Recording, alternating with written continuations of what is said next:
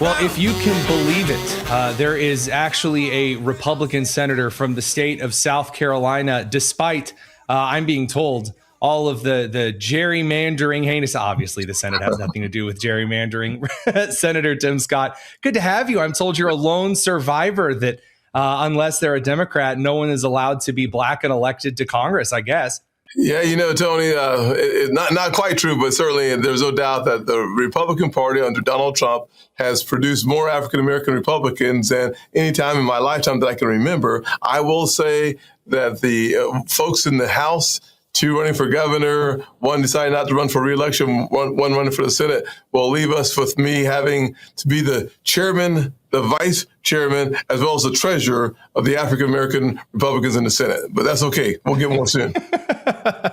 I'm glad to hear it. I couldn't help but start out that way since I know that you had been erased from existence in that whole conversation. Well, Tony, as you know, unfortunately, and according to Democrats, I'm not black because I'm a Republican, and they want to talk about redistricting. The one thing I can say about redistricting, especially in the South and specifically in South Carolina, is that we've already proven that a black man can win in the first congressional district because I did that. We've proven that he can win statewide because I've done that. So what we know for sure is that voters throughout the South and at home in South Carolina are more concerned with your values than how much melanin you have in your skin. Great news for our country. Well, I mean, it would be nice to see the values-based candidate in every election across the states. But unfortunately, on the Democrat ticket in Texas, this Talarico guy is, I know that while we're dealing with Plattner, that we've left Talarico alone for a couple of minutes, but with more stuff coming out over the weekend of the stuff that this man has said, I have no idea how he is going to make a pitch to Texas voters at all. Does he think he's running in LA? He must think he's running in LA or someplace else, maybe another country, because this guy is blasphemous, is the best word for what he says. Blasphemous. It is unbelievable and undeniable, out of step with the average Texan. And I got to think, even the average Democrat in Texas, when given a choice between Paxton and Talarico, they're going to say, I'm going to go with the Republican on this one, because Texans, we love they love their food. They love their beef, not vegans, but beef, and they love the Lord. And so when you have a candidate as out of step and inconsistent with reality as Talarico, you got to ask yourself, what in the world are the Democrats thinking? Well, the answer is simple. They're thinking about rebranding the entire party under the umbrella of Talarico and Plattner, which means they're making more room for the great opportunity party to expand in new regions of this country because the Democrats, they are losing their voters because they've lost their ever-loving mind. I mean, look, we could talk about losing your ever-loving mind, and Plattner comes to mind all single day, every night. I mean, this guy, every time you look into his past, it's like opening up a garbage bin that's been sitting out in the sun. You're just hit with a new wave of stench. Yes. Obviously, Maine's a different region than Texas. So do you think that with the primary being tomorrow, obviously Maine voters are going to make a pretty limited choice on the blue side of the aisle? Do you think that the Democrats have a plan to kind of carry Plattner to the finish? Or is this something that they're going to kind of Kamala Harris, Joe Biden swap their way out of post-primary? I think the latter, not the former. Here's what we know. The Schumer shady tricks is going to happen again.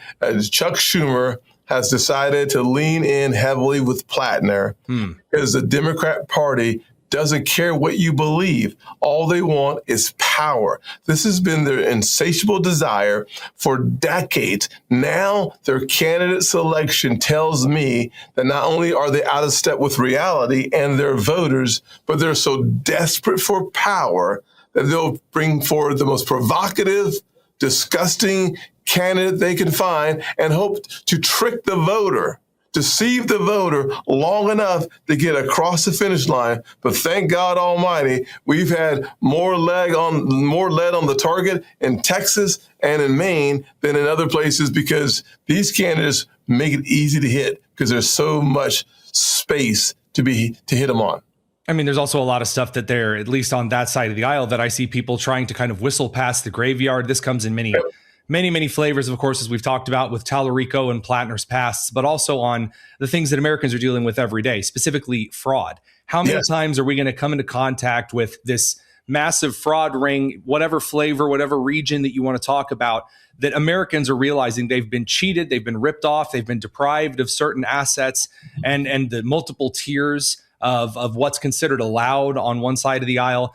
From your work in the Senate, because I know you've done some work over on the Help Committee here, tell us about what your experience has been looking into some of this fraud stuff. It's really disturbing, to be honest with you, Tony. If you think about states like Minnesota, California, New York, Illinois, these are states that have had high levels of fraud. And we obviously are very familiar with the Somalians in Minnesota. $18 billion of fraud. But think about it from a percentage basis. In some states, 22% of benefits that go to help people used for fraud. Stop, sir. Excuse me, Senator. Hold on. You can't just say that. And then let's move on from that. Can you repeat that again? What percentage of state benefits is fraudulent?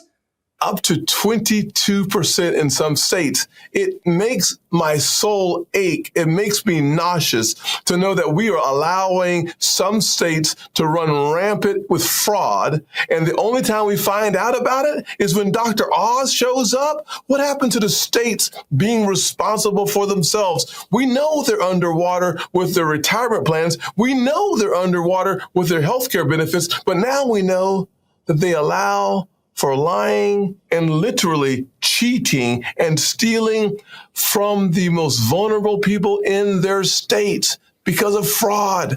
This is not simply Minnesota. It includes California. Right. It includes New York, and it includes Illinois, and it goes further. But what we know for sure, 22%. There's no way to explain that except for you're asleep at the wheel and you need new government. So, I mean, on that line, you and I were talking a few minutes ago about how when you got into Congress, when you ran for that House seat in South Carolina, a bit of a difference. Can you imagine a headline when you were serving in the House like we needed Dr. Oz to expose massive level fraud that between a fourth and a fifth of a state's benefits that are fraudulent? No way. Hey, that's the letter I just wrote. I wrote one to California, wrote one to New York. And the number that I want to highlight, nationwide, fraud takes up at least $187 billion a year. And in a 10-year budget window, nearly $2 trillion. Gracious.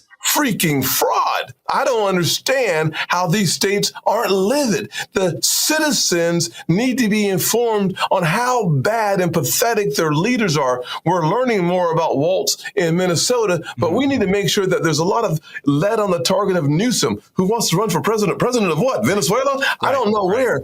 Because here's another person who allows fraud to go unnoticed. And frankly, he condones it. Why? He wants to keep it quiet enough so he can finish a presidential run. Well, of course, you have, his Senator Adam Schiff, and then you have, in Massachusetts, Elizabeth Warren. And the reason I mention her is, of course, because you're the chair of the Banking, the Urban Affairs, and the Housing Committee, not in that order. And so you obviously have to spend a lot of time with colleagues who make excuses based on, again, kind of a multiple tiered system. What are you doing between now and the election day to try to angle these committees, despite some of their more colorful characters, into exposing some of this stuff for Americans? Yeah, we're going to have oversight hearings. One of the things we're going to do, we're starting with China as well, by the way, because we've got another major issue. A lot of the negativity that we see in America comes from influencers from China, from Russia, North Korea, frankly, even Iran. And so we're going to have some hearings as it relates to exposing the bad behavior from these adversaries. And at the same time, I hope to put more lead on the target by using cabinet members like Scott Turner at HUD to look at the housing and the homelessness. What we found under the Biden administration, more money, more homeless. Huh? Yes, more money, more homeless. Tony, you can't make this up. And under President Donald J. Trump, homelessness has gone down. We're making people more responsible. So the contrast is helpful for the American people to understand that when you choose a leader like Donald Trump, when you choose a visionary like President Trump, you get better results. And when you take every single penny and you realize that the penny you're looking at isn't a federal dollar.